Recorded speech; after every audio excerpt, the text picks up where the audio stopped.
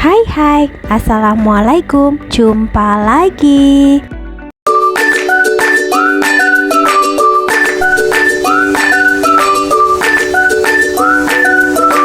Selamat datang di Kabupaten Tangerang. Yuk kali ini ikutin Wulanda Story untuk ke daerah Kabupaten Tangerang, lebih tepatnya di Kecamatan Rajek.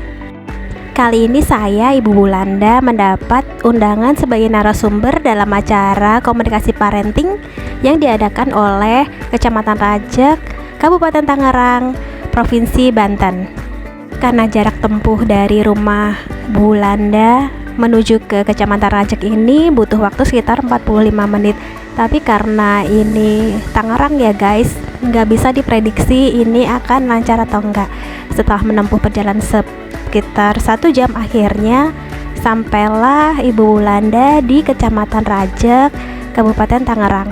Jadi komunikasi parenting ini melibatkan dari pemerintah Kecamatan Rajek itu sendiri, lalu turut mengundang ibu-ibu PKK atau yang bertugas sebagai anggota PKK. Kemudian ada juga diundang pokja-pokja atau kelompok kerja yang menaungi anak dan wanita, serta ada perwakilan dari Forum Anak Nasional, yaitu untuk perwakilan dari Kecamatan Rajek itu sendiri. Forum Anak Nasional ini anggotanya adalah siswa-siswi SMA yang ada di Kecamatan Rajek ini sendiri. Acara seperti ini sangat bagus ya guys, karena melibatkan berbagai elemen dari pemerintah, dari orang tua, dan dari anak itu sendiri. Jadi ini benar-benar mengkolaborasikan elemen-elemen yang terlibat dalam kepengasuhan anak. Pada saat dikontak oleh petugas dari kecamatan dan mengangkat tema karena maraknya kekerasan pada anak, ini tuh benar-benar materi yang menurut saya tuh berat dan harus disampaikan dengan lugas dan dapat dimengerti oleh semuanya. Karena dari banyaknya data dari Kementerian Pemberdayaan Perempuan dan Anak, bahwa ternyata kekerasan dalam anak itu ada yang paling terdekat itu di keluarga atau orang-orang terdekat. Maka di sesi sharing ini saya lebih senang menyebutnya sesi sharing, kita berbagi dan saling mengisi dan melihat fakta-fakta yang ada di lapangan tentang kekerasan pada anak ini. Mother, you're the one I love, one who's always there. Ini saya kan kasih ininya bagaimana cara menjadi orang tuanya manusia ya Bu ya. Itu mungkin agak kok jadi orang tuanya manusia. Jadi untuk kekerasan itu kan kalau di luar nalar itu udah kayak bukan manusia gitu ya Bu. Jadi gimana sih caranya kita menjadi orang tuanya manusia, mempersiapkan diri kita untuk menjadi orang tuanya manusia. Pola asuh yang diterapkan pada anak kita. Terus siapa sih pelakunya? Ya otomatis pelakunya ada 2, ada ayah, ada ibu. Jadi parenting itu berdua ya Bu. Jangan sendiri-sendiri. Kan bapaknya sibuk nyari uang, nyari nafkah. Tetap aja nggak bisa Bu, itu harus jalan berbarengan. Parenting antara ayah dan ibu. Lalu apa sih parenting itu? Jadi sebelum kita menikah atau saat kita sudah menikah, itu tuh kita pasti membicarakan dulu rencana nanti punya anak berapa, kemudian rencana pengasuhan seperti apa, rencana pendidikannya seperti apa. Itu meskipun belum dibikin Bu, itu tuh harus udah diomongin. Kalau ibu-ibu di sini mungkin sudah ini ya sudah bukan zamannya mau bikin anak lagi ya Bu ya, tapi nanti bisa diterapkan ke anak-anak kita. Kalau misalkan anak kita nanti mau menikah, jadi itu harus dikasih tahu ilmunya ini. Jadi itu harus diomongin dari awal seperti ini. Iya benar. Ya boleh. Single mother ini spesial ya Bu, atau khusus ya. Karena kita nggak tahu ya qadarullah. Boleh Bu. Lanjut. Di sini kita kan temanya komunikasi parenting. Biasa parenting itu hubungannya sama psikologi. Dan di sini ada komunikasi parenting. Siapa sih sebenarnya yang ada di dalam komunikasi parenting ini? Selain anak, di sini adalah orang tua. Yang pertama, orang tua itu harus sadar bahwa mengasuh anak itu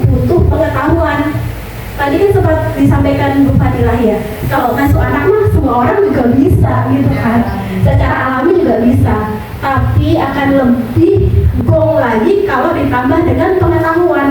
Dan sekarang itu pengetahuan banyak ya, semua apa itu dipikir dulu gitu loh. Kenapa tuh mulut ada di tengah, Bu? Bu ada tahu nggak mulut di tengah? Mother, you're the one I love, one who's always there for me. Mageran ya Bu ya, jadi dia menciptakan cara gimana so beres, tapi kok nggak harus effort gitu loh, nggak harus gimana sih, nggak harus capek-capek, jadi bisa sambil mager. Bener kan? Bener nggak ya? Karena anak saya juga masuk Gen Z nih kayak gitu. Kemudian yang terakhir ada Gen Alpha. Gen Alpha ini yang terbaru banget ya Bu.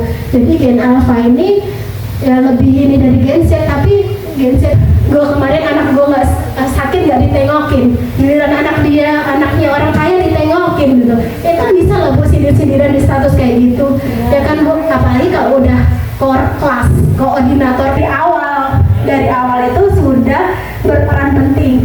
Lalu ada yang kedua, itu stigma masyarakat Bu. Stigma itu apa sih? Katanya ibu adalah madrasah terdekat. Yang kedua, surga di bawah telapak kaki ibu. Ya udah, ayah denger ini, ntar ya masuk surga lo, ini ngapain lo harus ikut-ikutan?